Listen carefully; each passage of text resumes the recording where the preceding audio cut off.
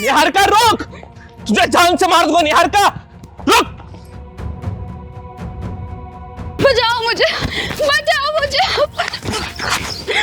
क्या हुआ बेटा, क्या हुआ? दीदी दीदी मुझे बचा लो, मुझे बचा लो। वो लड़का मुझे मार डालेगा दीदी, वो लड़का मुझे मार डालेगा। हाँ, जान से मार दूंगा तुझे, और तुझे मारकर अपने आप को भी खत्म कर लूंगा। चिंगारी के इशारे में आयो को बहुत भी नहीं छू सकती। फिर तेरी औकात क्या है? अगर अपने माँ बाप को बेऔलाद देखना चाहता है ना, हाथ ला के दिखा इसको। शाम तक तेरे घर में रिश्तेदारों की भीड़ रोती हुई नजर आएगी। और तेरी इस लड़की की दुश्मनी क्या है? क्यों इसकी जान के पीछे पड़ा है? बोल। अरे मैं इससे प्यार करता हूं। क्या प्यार करता है? फिर इसकी जान क्यों लेना चाहता है तू? क्योंकि ये किसी और से प्यार करती है, इसलिए आज मैं इसे जान से मार दूंगा। अच्छा, एक तरफा प्यार का शिकार है तू। नाम क्या है तेरा? दीदी नमन नाम है इसका। कई महीनों से मेरे पीछे पड़ा है। मैं जहां भी जाती हूँ मेरे पीछे पीछे आ जाता है। कहता है अगर तू मेरी नहीं हुई तो किसी और की भी नहीं होने दूंगा। हाँ हाँ, नहीं होने दूंगा किसी और की, ये बात तू याद रख ले।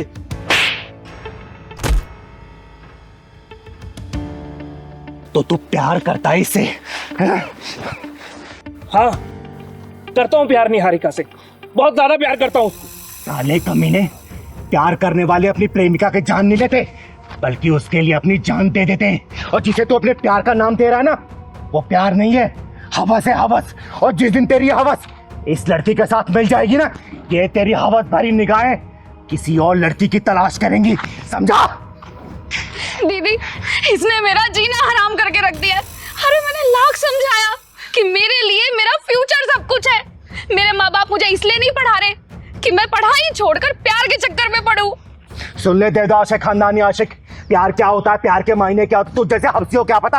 अरे प्यार का मतलब पाना नहीं होता, प्यार का मतलब खोना होता है, प्यार का मतलब त्याग होता है। जुदाई भी प्यार का दूसरा नाम होती है, समझे? और जुदा होके भी जो अपने प्यार को बरकरार रख सके ना, वही प्यार कहलाता है। अरे राधा कृष्ण प्रेम कहानी कौन नहीं जानता? तो जिसमें के जान थे वो दोनों, लेकिन ऐसे बिछड़े, ऐसे जुदा हुए कि मिल नहीं पाए। वो मीराबाई मोहन के प्यार में इतनी अंधी थी कि विष का प्याला पी गई थी। मोहन को तो पा ना सकी, लेकिन वो मोहन के होके रह गई थी। आजकल का प्यार, अरे आजकल का प्यार प्यार नहीं है, उम्र का नशा है, जवानी का खुमार है, जो तुझ जैसे लड़कों ने प्यार का नाम दे दिया है। प्यार का। मैं निहारिका से सच्चा प्यार करता हूं, उसके लिए कुछ भी कर सकता हूं, किसी की जान ले भी सकता हूं और अपनी जान दे भी सकता हूं। अगर निहारिका कोई मारे या फिर चोट लगाए तो? मैं निहारिका के शरीर पर एक खरोच बर्दाश्त नहीं कर सकता हूं। साले कमीने कुत्ते, जिसके शरीर पर तू एक खरोच नहीं दे सकता, उसकी जान कैसे ले सकता है? अरे प्यार करने वाले तो अपनी प्रेमी की खुशियों के लिए अपनी खुशियों गला खोल देते हैं। गला। जिसे तू जबरदस्ती प्यार का नाम दे रहा है ना, वो प्यार नहीं है बेटा, नौटंकी है, नौटंकी। और कान खोल के सुन ले, आज के बाद से अगर तूने नजरें उठा के निहारिका को देख भी लिया ना, 7 जन्मों तक तू अंधा ही पैदा होता रहेगा। याद रखना, साला हवस को प्यार का नाम दे रहा है, प्यार का। दीदी इसकी वजह से मेरा घर से निकलना मुश्किल हो गया है। डर लगता है मुझे घर से निकलते हुए। दीदी मुझे माफ कर दो, मैं नहीं जानता था कि प्यार का दूसरा नाम त्याग है। जिसे मैं बेहद प्यार करता था, आज उसे की जान लेने चला था। यार का I am so sorry, please मुझे माफ कर दो, प्लीज।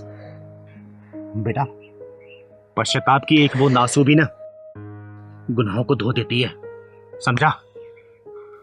अमन, तुम मेरे अच्छे दोस्त बन सकते हो, मेरे बेस्ट फ्रेंड बन सकते हो। हाँ बेटा, दुनिया में कोई भी सबसे ऊपर जो रिश्ता होता है ना, दोस्ती का रिश्ता होता है। तुम दोनों दोस्त बन के भी रह सकते हो। चलो हैंडशेक करो, हाथ मिलाओ।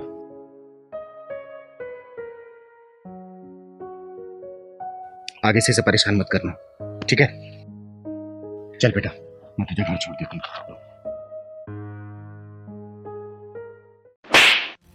तिलकधारी वसंत बाबू, जिस स्थान पे बैठकर तुम ये काम कर रहे हो ना, ये सरस्वती माता का पवित्र स्थान है। जिन हाथों से तुम ये साज-बाज बजा रहे हो ना, उन्हीं हाथों से तुम इस लड़की को छेड़ रहे हो। अरे तुम्हें चुल्लू भर पानी में डूब मरना चाहिए। तुमने संगीत और संगीत की शिक्षा का नाम मिट्टी मिला दिया है।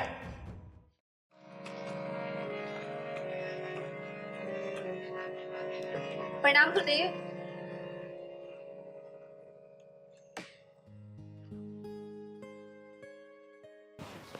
अरे प्रणाम दीपा, कैसी हो तुम? मैं अच्छी हूँ गुरुदेव। आप बस मुझे ये बताइए कि मेरी रिकॉर्डिंग कब होगी। मैं तो आपको अगले 6 महीने तक की फीस भी जमा कर चुकी हूँ। अरे हाँ, तो दीपा पहले ये बताओ कि तुम्हारा रियाज कैसे चल रहा है और तुम्हारी ये उंगलियां ठीक से रियाज कर रही है ना? हाँ गुरुदेव, रियाज तो सब बहुत अच्छा चल रहा है और सारी प्रैक्टिसेस मैं कर रही हूँ जो आपने मुझे बताई हैं। अच्छा एक सेकंड, ये गले में कोई दिक्कत तो नहीं है ना? नहीं नहीं गुरुदेव, गले में कैसी दिक्कत? मतलब कोई खिंच खिंच आवाज, मतलब रियाज ठीक से है ना? अरे नहीं नहीं गुरुदेव, आपने सारी प्रैक्टिसेस जो मुझे बताई है ना वो बहुत ही स्मूथ है। एक बात बताओ दीपा, अगर तुम यूं ही लगन से सीखती रहोगी ना तो सच में तुम एक दिन बहुत बड़ी सिंगर बन जाओगी। गुरुदेव हाथ छोड़ो मेरा, ये क्या कर रहे हैं आप? इसमें बुरा मानने की क्या बात है? म्यूजिक ऐसे ही सिखाया जाता है। आओ मेरे पास आओ। अरे आओ ना। नहीं नहीं। ओहो, फिर बुरा मान गई।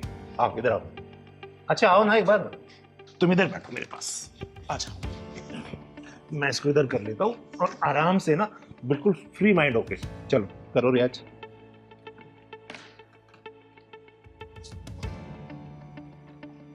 अरे बेटा इसको सुनो, इधर दिखाओ, हाथ दिखाओ। ऐसे उंगली पकड़ो और ऐसे। हाँ गुरुदेव वही तो कर रही हूँ, आप मुझे लेकिन बजाने कहाँ दे रहे हैं? आप बार बार मेरा हाथ ही पकड़ ले रहे हैं। अच्छा ठीक है, इस वाले हाथ से बजाओ। गुरुदेव मैं लेफ्टी नहीं हूँ, मैं राइट हैंडेड ही हूँ। अच्छा ठीक है, बजाओ।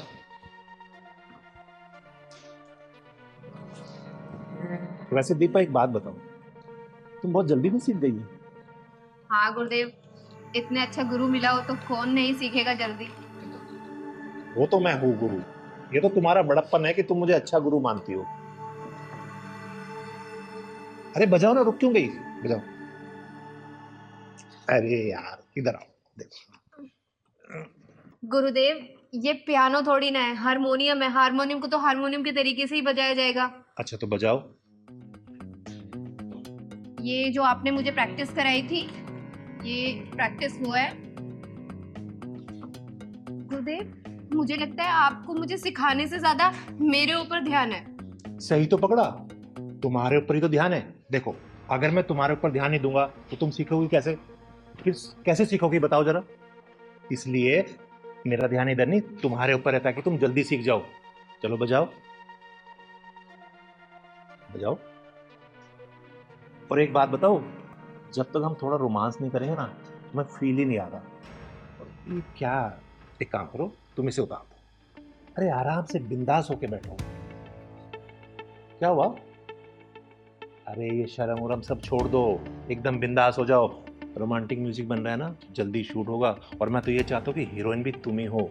और समझ गई ना, तुम्हें हीरोइन बनाऊंगा मैं। वैसे तुम खूबसूरत बहुत हो बेबी, सच बता।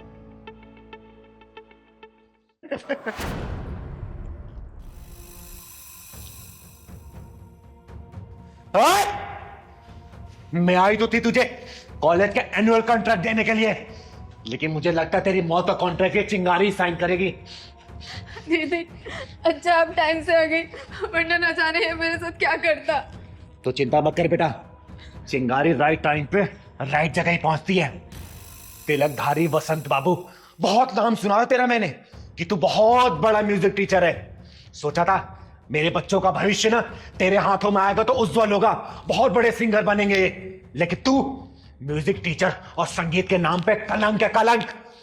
अरे दीदी ऐसी कोई बात नहीं, मैं तो इसे म्यूजिक सिखा रहा था, पता नहीं क्यों बुरा मान गई। मैंने कोई गलत किया तुम्हारे साथ? नहीं नहीं दीदी ये झूठ बोल रहा है। ये रोजाना मेरे साथ ऐसी उठपटांग हरकतें करता रहता था, लेकिन आज तो उसने हद ही पार कर दी। साले, गुरु और शिष्य का रिश्ता बहुत ही पवित्र होता है, एक गरिमा होती है उसकी। लेकिन तूने ये हरकत करके ना गुरु नाम को कलंकित कर दिया है। अरे भरोसा उठ जाएगा लोगों का गुरु नाम से। देखो दीदी, जैसा आप सोच रही है वैसा नहीं हो। पता नहीं मुझे क्या हो गया, बस मैं इसकी खूबसूरती देख के भटक गया। अच्छा, इसकी खूबसूरती देख के तू भटक गया था? एक काम कर, देख मेरी खूबसूरती और जरा भटक के दिखा ना। आ दिखा। दीदी मैं मान तो मेरे से गलती हो गई, बोल रहा हूँ ना आपको। आज के बाद मैं हर शिष्य को अपनी बहन मानूंगा। देख तिलकधारी वसंत बाबू, तो ब्राह्मण कुल से आता है, इसलिए तेरे ऊपर हाथ नहीं उठा रही हूं, वरना अब तक तुझे चीर के रख देती। समझा? पहली और आखिरी दफा वार्निंग दे रही हूं, आज के बाद से तूने ऐसी घिनौनी हरकत की ना, तेरे इस हारमोनियम के साथ ही ना तेरी कब्र यहीं खोद दूंगी। समझा? और सुन बेटा, आज के बाद से इस साले के पास से संगीत सीखने की कोई जरूरत नहीं है, ठीक है? और सुन, तू जहां जहां जिस स्कूल में जाके पढ़ाता है ना, सब कॉन्ट्रैक्ट कैंसिल कराऊंगी मैं। समझा? चल। दीदी ऐसे मत करो, मेरे बाल बच्चे भूखे मर जाएंगे। तेरे बाल बच्चों को पता भी तो चलना चाहिए कि उसका बाप क्या कर रहा है।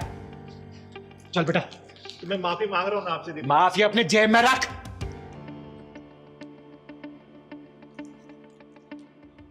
अबे तिलकधारी बसंत, साला जब देखो लड़की देख के पिघल जाता है। अबे कभी म्यूजिक भी सिखा दिया कर। लड़की लड़की लड़की। आज के बाद में मैं लड़की नहीं छोड़ूंगा, ये तो पक्का है। नहीं तो किन्नर आके मुझे फिर मारेगी। वैसे बहुत तेज मारती है, शुक्र ढक्कन नहीं लगाया उसने। हे सरस्वती माता, मुझे माफ करना। अरे क्या हुआ तपस्या बेटा, रो क्यों रही हो? मैं माँ के लिए दवा लेने गई थी। दवा लेने गई थी? क्या हुआ जयंती को, तबीयत ठीक नहीं है क्या? पापा ने मम्मी को बहुत मारा, उनके सर में चोट आई है। लेकिन क्यों मारा बेटा? दीदी पापा मम्मी को पसंद नहीं करते, क्योंकि ना पसंद करने का कारण मैं हूँ। क्या तुम्हारी वजह से तुम्हारे पापा तुम्हारी मम्मी को मारते पीटते हैं? हाँ दीदी, पापा को लड़का चाहिए था पर मैं पैदा हो गई। बेटियां तो सौभाग्य से पैदा होती हैं, फिर वो कमीना अपने भाग्य के दरवाजे के ताले को क्यों तोड़ना चाहता है? दीदी मैं माँ के लिए दवा लेने गई थी, पर पैसे कम होने के चलते दुकान वाले ने भगा दिया। चिंता मत कर बेटा, दवाई लेके मैं चलूंगी तेरी माँ के पास। चल मेरे साथ। दीदी मुझे पापा से बहुत डर लगता है, कहते हैं कि एक दिन तुझे दहेज देके जान से डालूंगा। तू चिंता मत कर बेटा, चल जरा मैं देखती हूँ कि कौन किसको जहर देता है। पता नहीं कहाँ चली गई मेरी बेटी, इतनी देर से दिखाई नहीं दे रही है। इतनी आवाजें लगा ली मैंने। अरे चिंता मत कर, मरने नहीं गई होगी। एक बाप होके अपनी बेटी के लिए ऐसे शब्द इस्तेमाल करते हो, तुम्हारी जबान नहीं लड़खड़ाती? मैंने तुझसे कहा था ना, मुझे लड़की नहीं लड़का चाहिए, और तूने क्या किया? जिंदगी भर के लिए मुसीबत पैदा करके रख दी। लड़कियों को मुसीबत का नाम देने वाले खुद गुमनाम हो जाया करते हैं, और मेरी बेटी मेरे लिए मुसीबत नहीं, मेरा सौभाग्य है। और उसको मुसीबत का नाम देके अपनी जिंदगी को बर्बादी के रास्ते में मत डालो। ओए सुन, मेरे जितने भी दोस्त हैं ना, उन सब के घर में लड़के पैदा हुए हैं। 15 साल बाद उनसे कंधे से कंधा मिला करके चलेंगे, बिजनेस में उनका हाथ बटाएंगे, और मैं क्या करूंगा? घर में बैठ करके बेटी की चौकीदारी करूंगा, जिंदगी भर कमा कमा कर उसके लिए दहेज के पैसे इकट्ठा करूंगा। इतना पागल दिखता हूं क्या मैं तुझे? बोल। बस करो जगत, बस करो। मैं तुम्हारे आगे हाथ जोड़ती हूँ। बेटियां अभिशाप नहीं होती, बल्कि बेटियों के पैर जिस घर में पड़ते हैं ना, वहां से पाप खत्म हो जाते हैं सारे। चिंगारी दीदी, आप अगर जयंती बेटी की मांग में भरे सिंदूर का ख्याल ना होता ना, तो तेरी दोनों टांगे चीर कर रख देती मैं। दीदी, ये मांग में भरा सिंदूर सुहाग की निशानी होता है, लेकिन इस सुहाग की आग में ना जाने मुझ जैसी कितनी और औरतें झुलस रही हैं, वो भी सिर्फ इसलिए क्योंकि हमारी कोख पे हमारा बस नहीं है, क्योंकि इन जैसे लोगों को हम बेटा पैदा करके नहीं दे सकते। माँ, भले आपको पापा की बात चुभती है, पर बुरी मुझे लगती है। मैं चीखती हूँ, मैं रोती हूँ, मैं चिल्लाती हूँ। तपस्या बेटा, तू चिंता मत कर, चिंगार दीदी है ना तेरे साथ। माँ, आपकी कसम, मैं एक दिन दिखा दूंगी पापा को कि लड़कियाँ बोझ नहीं होती है, लक्ष्मी होती है लड़कियाँ। शाबाश बेटा, शाबाश। देखना, एक दिन मैं बहुत बड़ी सिंगर बनूंगी और दुनिया भर में मेरा नाम होगा, और आप जो मेरे से नफरत करते हैं ना, आप ही कहते फिरोगे कि तपस्या मेरी बेटी है, मेरी। वाह बेटा वाह, लेकिन आपको इसके लिए बहुत मेहनत करनी पड़ेगी। दीदी, मैं बहुत मेहनत करूंगी और एक दिन बहुत बड़ी सिंगर बनूंगी, देखिएगा। ये पकड़ बेटा। ओए, घटिया सोच रखने वाले नीच इंसान, तुझे भी पैदा किसी औरत ने किया होगा, और उसे भी किसी औरत ने ही पैदा किया होगा। अगर वो औरत तुझे पैदा नहीं करती ना तो तेरा कोई वजूद नहीं रहता, समझा? चिंगारी दीदी, इस इंसान को कुछ भी समझाना कोयले की खान में सफेदी करने के बराबर है। जयंती बेटा, चिंगारी वो बला है ना, अगर अपनी पे आ गई तो कोयला भी रंग बदलने पे मजबूर हो जाता है। फिर इस घटिया इंसान की औकात ही क्या है? अरे इसकी सोच कैसी नहीं बदलेगी, मैं भी देखती हूँ। दीदी, इस इंसान की नजरों में लड़कियों की कोई अहमियत नहीं है। इसको आज लड़कियों की खासियत और अहमियत के बारे में बताती हूँ मैं। सुन ले हो गंदे नाली के कीड़े, लड़कियों ने क्या क्या कारनामे करके दिखाए ना, मेरी जुबानी सुन। श्रीमती सरोजिनी नायडू, श्रीमती प्रतिभा पाटिल, पीटी उषा, किरण बेदी, लता मंगेशकर, आशा भोसले, इन सबके नाम इतिहास के पन्नों में सुनहरे अक्षरों में दर्ज है। अरे देश उनकी विभूतियों को सलाम करता है। और तू, ये बच्ची है ना, ये कल के आने वाली स्टार है, उभरता हुआ सितारा है ये। कल को जब ये आसमान की बुलंदियों को छुएगी ना, तो तू किस मुंह से इसे बेटी बोलेगा? बोलना, किस निगाहों से इसे नजरें मिलाएगा? बोलना, बोल। दीदी, मैं अपनी घटिया सोच पर बहुत शर्मिंदा हूँ, मुझे माफ कर दो दीदी। और जयंती, मुझे माफ कर दे। तपस्या बेटा, मुझे माफ कर दो बेटा। नहीं पापा, माफी नहीं। वो दिन मैं जरूर लाके दिखाऊंगी। पूरा दुनिया भर में कहते फिरोगे कि तपस्या मेरी बेटी है, मेरी। बहुत ज्यादा धूप हो गई है ना, बहुत ज्यादा गर्मी भी है। हाँ, पहुंचने वाली हूँ बस मैं। चल मैडम, अंदर चल। बचाओ, बचाओ मुझे, बचाओ, बचाओ मुझे, बचाओ मुझे। चुपचाप अंदर बैठ जा, आवाज नहीं, वरना तेरी गर्दन धड़ से अलग कर दूंगा, समझी? चिंगारे किन्नर के नाम से जानी जाती हूँ, और तुम जैसे हरामियों के लिए मौत के सिकंजे नाम से पहचानी जाती हूँ मैं, समझे? कौन है तू? है कौन तू? चिंगारी किन्नर के सामने कोई हरामजादा किसी लड़की को बदनीयती से देख भी लेना तो चिंगारी उसकी आंखें निकाल देती है। तुम दोनों ने तो इसे हाथ लगाया है, सोचो तुम दोनों को क्या हश्र करूंगी मैं। छोड़ दे मुझे तू जानती नहीं है हमको। तू जानती नहीं है, पता नहीं चलेगा तेरे कहाँ चली गई तू। मौत को सहेली बनाकर अपने हथेली पर रख के चलती है चिंगारी, समझे? दीदी, अगर आज आप नहीं आती तो पता नहीं मेरा क्या होता। ये बात सोच सोच कर ही मुझे रोना आ रहा है। नाम क्या है तेरा? साक्षी। साक्षी, तेरे जैसी लड़कियों के साथ ना यही होना चाहिए। ये ऐसे कपड़े पहन के चलोगे ना, ये लड़के यही काम करेंगे, समझे? सॉरी दीदी, सॉरी। सॉरी की बच्चे। नाम क्या तुम दोनों का? नाम क्या है? आदिल, अकरम। आदिल और अकरम, तुम जैसों का हाशिर देख के ना तुम्हारी प्रजाति कुत्ते भी सुधर जाएंगे, अब सुधर जाएंगे।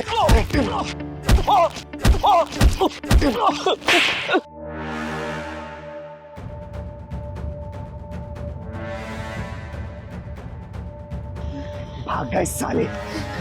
दीदी सॉरी, दीदी सॉरी। सॉरी की बच्ची, तेरी जैसी लड़कियां ये क्यों भूल जाती है कि तेरी जैसी ये टांग दिखाने लड़कियों के जिस्म नोचे जाते हैं। सॉरी दीदी। अरे जितना कसूर उन जिस्म नोचने वाले कुत्तों का होता है ना, उससे कहीं ज्यादा कसूरवार तुम जैसी लड़कियां होती है जो सड़कों पर अपने जिस्म की नुमाइश करती फिरती रहती हैं। अरे जब कुत्तों को मांस दिखेगा तो मांस नोचेंगे ही ना। बोल। सॉरी दीदी, आज के बाद मैं कभी ऐसे कपड़े नहीं पहनूंगी, अपना शरीर ढक के चलूंगी। घर जला के माचिस फेंक भी दिया फिर क्या फायदा? अपना घर खुद जलाते हो और दोस्त दूसरों को देखते हो। अरे इन कुत्तों की औकात क्या है जो किसी लड़की की तरफ नजरें उठा के देख ले, लेकिन नहीं, इनका मन बढ़ाता है तुम लोगों का पहनावा।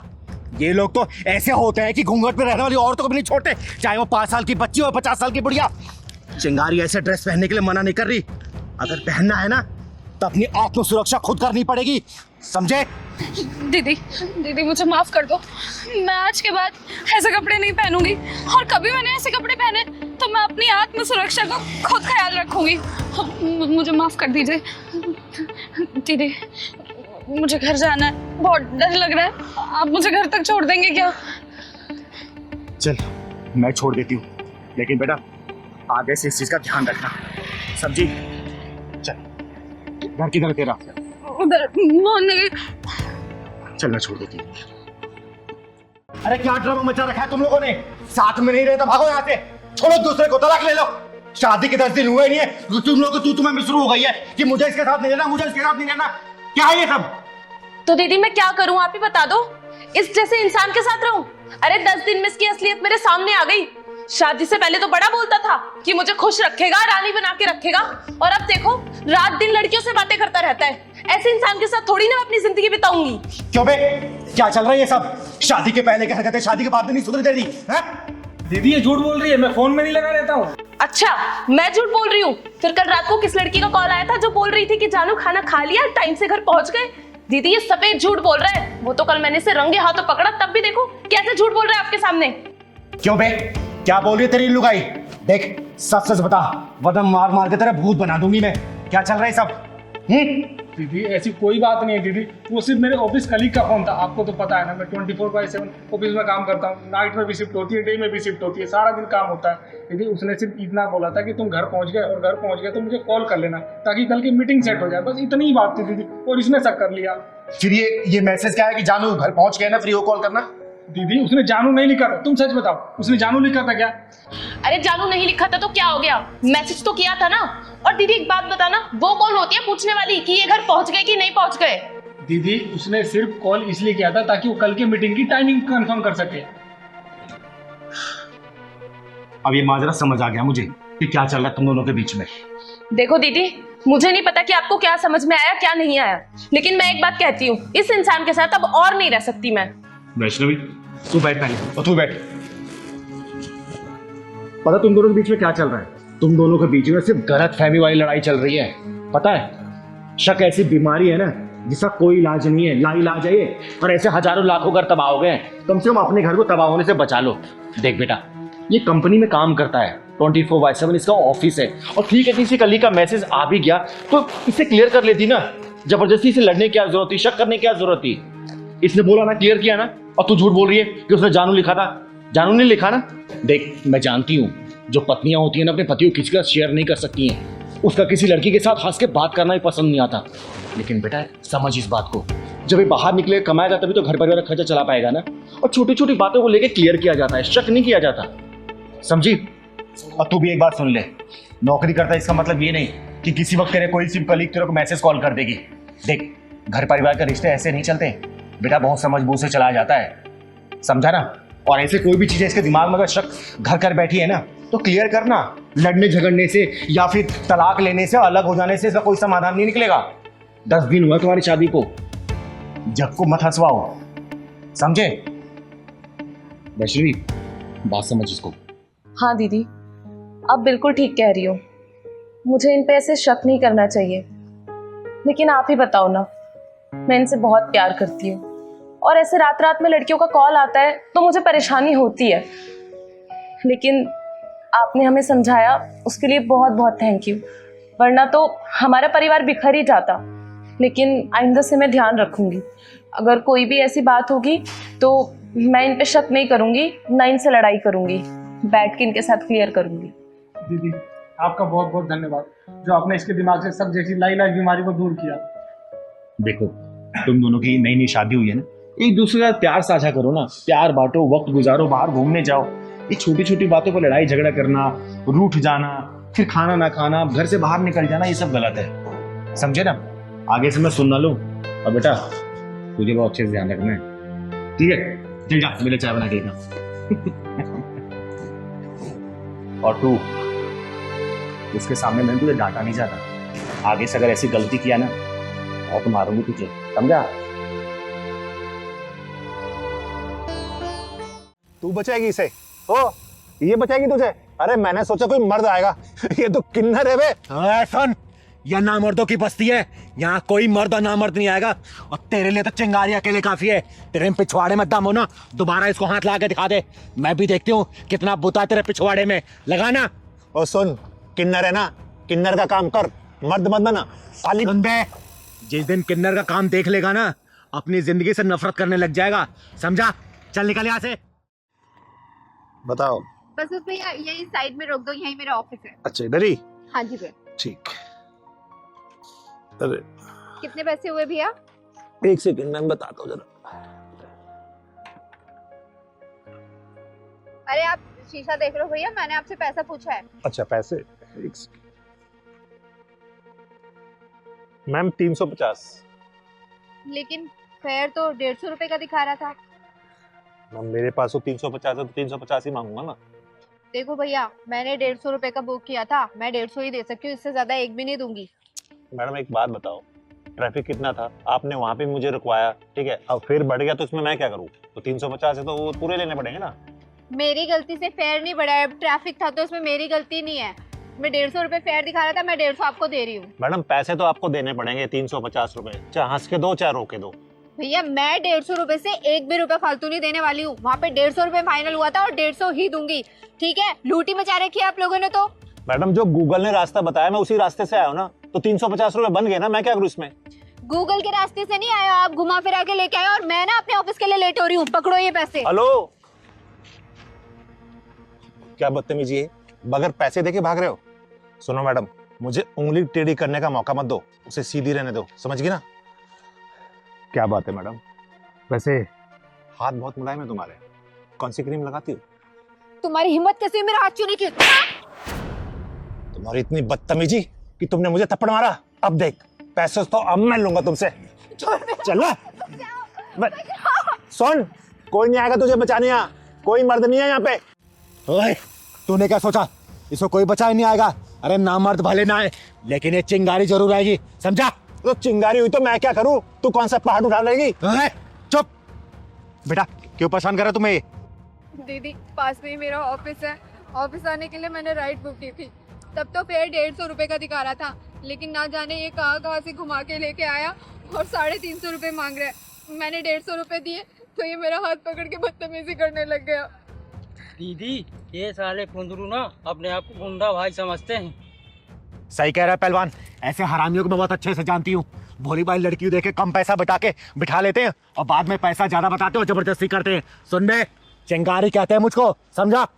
अबे सुन, चिंगारी होगी तू अपने घर को, तेरे जैसे चिंगारी को ना फूंक मार के बुझा देता हूँ। तो सुन बे, तेरे जैसे को चिंगारी चीर फाड़ देती है, समझा? तूने मुझ पर हाथ उठाया ना, अब देख मैं इससे पैसे लेके दिखाऊंगा। चल दे पैसे। अब तक तेरा दिमाग सेंटर में नहीं आया क्या? क्या और तोड़ू तुझे? हाँ? दीदी ऐसे भी इसको अकल नहीं आएगी, पुलिस के हवाले कर देते हैं। सही कह रहा है पहलवान, पुलिस को फोन कर तू। एक कम रुक रुक रुक, इन सालों के पिछवाड़ा जब तक लाल ना करो ना, तब तक इनकी अकल ठिकाने नहीं आती। अभी बेईमानी के पैसे कितने दिन चला लोगे तुम लोग? हैं? बेईमानी के पैसे ऐड के तुम्हारे औलादी बेईमान बन जाएगी। तुम्हारे खून में जब बेईमानी घुसेगी ना, तुम्हारी औलादी बेईमान निकलेगी, समझे? ईमानदारी से कमाओ ना, क्या दिक्कत है? सुन, चाहूं ना तुझे पुलिस के हवाले कर सकती हूँ, लेकिन शक्ल तू बाल बच्चों वाला लग रहा है। मैं समझ गया दीदी, मैं मानता हूँ मुझसे गलती हुई है, लेकिन मैं भटक गया था। मैंने सोचा कि सबसे डबल पैसे मांगूंगा, जल्दी अमीर बन जाऊंगा, लेकिन ये मेरी गलती थी, मुझे माफ कर दो। मैं अभी ईमानदारी से चलाऊंगा। कितने पैसे हो तेरे? 150 है ना? वो दे दिए। दे दिए ना? चल निकल। सॉरी।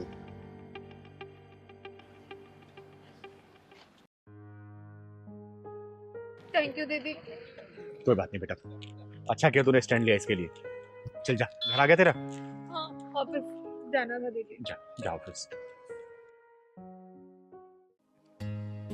तो आकाश जी, कैसी लगी आपको मेरी पवित्रा बेटी? बहुत ही सुशील, संस्कारी और प्यारी सी बेटी है आपकी। आकाश जी, मैं आपको अपनी बेटी के बारे में कुछ बता देना चाहती हूँ। जी। ये मुझे तब मिली जब उसको पैदा हुआ सिर्फ 2 या 3 घंटे हुआ था। किसी बहुत ही अच्छी महिला ने इसको झाड़ियों में फेंक दिया था। फिर मैं इसे अपने घर पे लेके आई, इसे पाला पोसा, पढ़ाया लिखाया, बड़ा किया, और आज वो दिन आ गया कि मैं इसकी शादी की बात कर रही हूँ आपसे। दीदी मुझे आपकी पवित्र बेटी पसंद है, मैं इससे शादी करके धन्य हो जाऊंगा। इतना उतावले नहीं होते बेटा, कोई भी फैसला जल्दबाजी में नहीं लिया जाता। पवित्रा बेटी, तुम्हें मेरा बादल बेटा पसंद है? बादल बेटा, आपको मेरी पवित्रा बेटी कैसी लगी? बहुत अच्छी लगी मुझे। अरे बधाई हो आकाश जी, लड़का लड़की एक दूसरे को पसंद कर रहे हैं, तो पंडित जी को बुला के दोनों कुंडलियां मिलवा लेते हैं और शादी की डेट फाइनल कर देते हैं। अरे इन दोनों की कुंडली मिले ना मिले, लेकिन हम दोनों की तिजोरियों की कुंडलियां तो मिलनी जरूरी है। आकाश जी, अब कहना क्या चाहते हैं? मैं कुछ समझी नहीं। चिंगारी जी, मैं ये कहना चाहता हूँ कि पवित्रा के माँ बाप का कुछ पता नहीं, जाति पाति का कुछ पता नहीं। कल को बारात आएगी तो बारात में कहेंगे कि किन्नर के यहाँ शादी में आए हैं, तो उनका मुंह बंद करने के लिए अपनी तिजोरी का तो मुंह खोलना ही पड़ेगा ना। तो आकाश जी, आपकी तिजोरी का मुंह कितना बड़ा है? क्या क्या डालना पड़ेगा उसमें? काफी समझदार है चिंगारी जी आप। धन्यवाद, धन्यवाद। पापा, मुझे तो वो वाली कार चाहिए जो मार्केट में बहुत चल रही है ना, इलेक्ट्रॉनिक वाली, पंच। पंच? चिंगारी जी, ये तो इसकी डिमांड है। तो आप भी बता दीजिए आपकी क्या क्या डिमांड है। पवित्रा बेटा, मैं बात कर रही हूँ ना। आकाश जी, निसंकोच होके बताइए जो जो आपको चाहिए। अरे लड़की वाले हैं हम, तो लड़कों वाले की डिमांड तो पूरी करनी पड़ेगी ना। बताइए, बताइए आप। ज्यादा कुछ नहीं चिंगारी जी, आपकी हैसियत के हिसाब से बोलूंगा। मेरी हैसियत के बारे में मत सोचिए आप अपनी हैसियत बताइए। बोलिए क्या चाहिए आपको? ज्यादा कुछ नहीं चिंगारी जी, एक कार, 10 लाख रुपए कैश और 10 तोला सोना और 2 स्कूटी, 2 मेरी बेटियां हैं ना उनके लिए, और एक बढ़िया सी मोटरसाइकिल मेरे लिए, और इससे ज्यादा तो मैं लालची हूँ नहीं। हाँ चिंगारी जी, पापा सच कह रहे हैं, हमारे पूरे खानदान में लालची तो कोई है ही नहीं। और कुछ डिमांड है आप लोगों की? देखिए कुछ रह गया होगा। दीदी, वो मुझे और पापा को रोहिणी में एक 3 BHK का फ्लैट पसंद आया है, बस आप उसकी पेमेंट करवा दीजिए। हाँ चिंगारी जी, सिर्फ 50-55 लाख की होगी बस, इससे ज्यादा कुछ नहीं होगी। अच्छा, और कुछ? ये फ्रिज, AC, टीवी, ये तो आप दहेज के रूप में देंगे ही, तो इसलिए तो मैंने कुछ बोला नहीं चाहिए। नीच, कमीनों, हरामियों, सालों, अच्छा हुआ कि तुम लोगों ने अपने गटर जैसा मुंह खोल के अपनी असली औकात दिखा दी। अगर तुम लोगों ने डिमांड नहीं की होती दहेज वाली, तो शायद मैं अपनी बेटी को इससे ज्यादा दे रही होती। लेकिन तुम लोगों ने अपनी असली औकात दिखा के ना अपनी अच्छाई और सच्चाई का प्रमाण दे दिया। यहाँ पे निकलो सालों, खड़े रहो यहाँ से, निकलो, निकलो। अरे शुक्र मानो वो तो मैं दीदी की वजह से चुप नहीं, वरना जितना तुम्हारा महीने का खर्चा है ना उससे ज्यादा एक हफ्ते में खर्च कर देती है दीदी मेरे ऊपर, मेरी सहूलियत के लिए। दीदी, आप लोग मेरे और मेरे पापा की इंसल्ट कर रहे हो। 2 कड़ी की औकात नहीं है, और चाहिए सोना चांदी, हीरे मोती, मोटरसाइकिल। भाई सुनो, चिंगारी घर में खड़े हो इसलिए सही सलामत हो, कहीं और मिलते ना एम्बुलेंस में लाद के भिजवा चुकी होती। निकल जाओ यहाँ से। और अच्छा हुआ तुम जैसे दहेज के लोभियों ने अपनी असली औकात दिखा दी, और तुम जैसे लोग यहाँ तो कोई अपनी बेटी भेजना नहीं चाहेगा, समझे? निकलो यहाँ से, निकलो, निकलो। साले दहेज के लोभियों। दीदी, मैं तो पहली बार में डिमांड सुन के मना करने वाली थी, लेकिन आपने ही चुप कर दिया। बेटा, मैं तो इनकी असली औकात देखना चाहती थी, इसलिए मैंने इनको बोलने का मौका दिया, और अच्छा मैं लोगों अपनी असली औकात दिखा दी। साले दहेज के लोभी कहीं के। नमकीन बिस्किट भी खराब हुआ है लोगों के चक्कर में। क्या बात है, तुम लोग इतने परेशान क्यों और इतना अर्जेंट मुझसे मिलने के लिए क्यों बोल रहे थे? तुम लोगों को पता है मुझे एक अनाथ आश्रम की नींव रखने जानी थी, लेकिन मेरे दरवाजे पर जो भी आता है ना, चिंगारी को कभी भी निराश नहीं करती। तुम लोग कहाँ से आए हो? दीदी, हम भोपाल से आए हैं और बड़ी उम्मीद के साथ आए हैं दीदी। दीदी, हम लोगों के ऊपर दुखों का पहाड़ टूट गया दीदी। पिछले 1 साल में इनकी 3 नौकरियां चली गई और मेरा 4 महीने का बच्चा मिसकैरेज हो गया। गांव में मेरे मम्मी पापा भी बीमार रहते, 50 बीघा जमीन थी, बस बीमारी में सारी बिक गई, सिर्फ 5 बीघा बची है दीदी।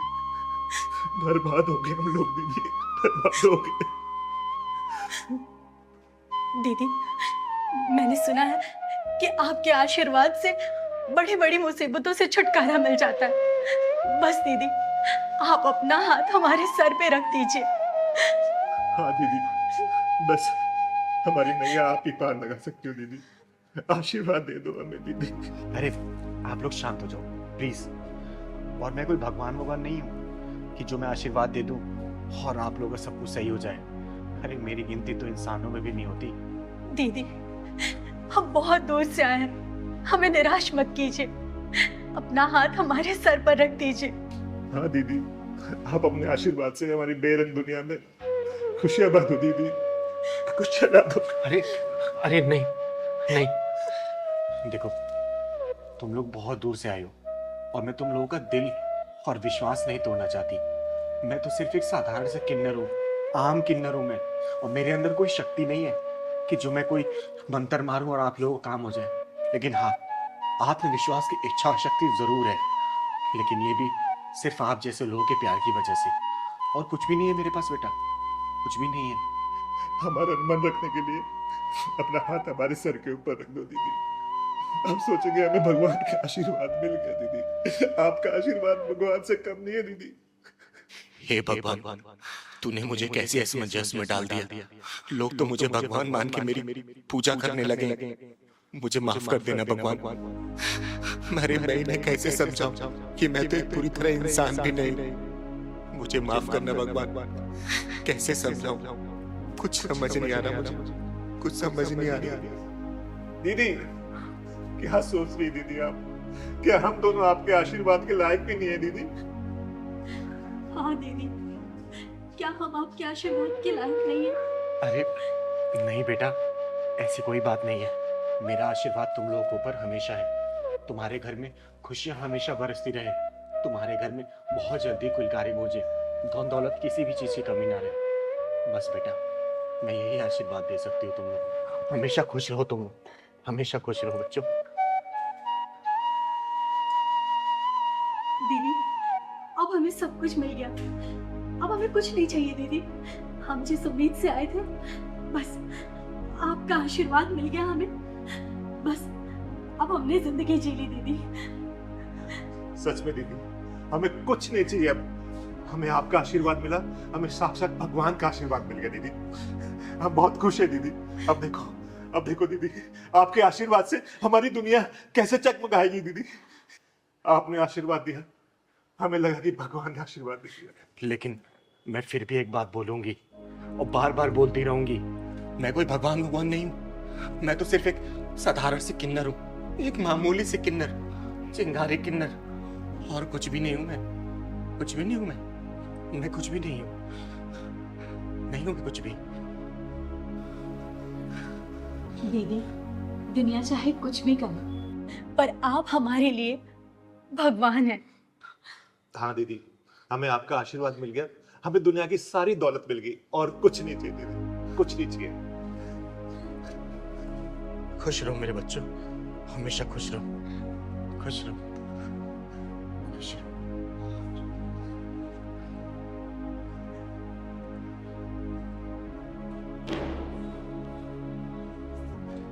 हे ऊपर वाले, तेरी कहानी कोई समझ नहीं पाता।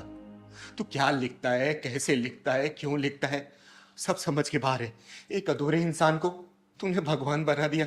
नहीं भगवान, मुझे सिर्फ किन्नर रहने दे, चिंगारी किन्नर। मैं जो समाज की सेवा करती हूँ ना, मुझे सिर्फ वही करने दे भगवान। अरे ये भोले भाले लोग इतने भोले हैं कि कहीं भी एक उम्मीद की किरण जगती है ना, तो उसको भगवान या देवता मानने लगते। भगवान, इस चिंगारी के दिए हुए आशीर्वाद की तू लाज रखना भगवान, लाज रखना। और विश्वास मत टूटने देना इन लोगों का, मत टूटने देना भगवान, मत टूटने देना।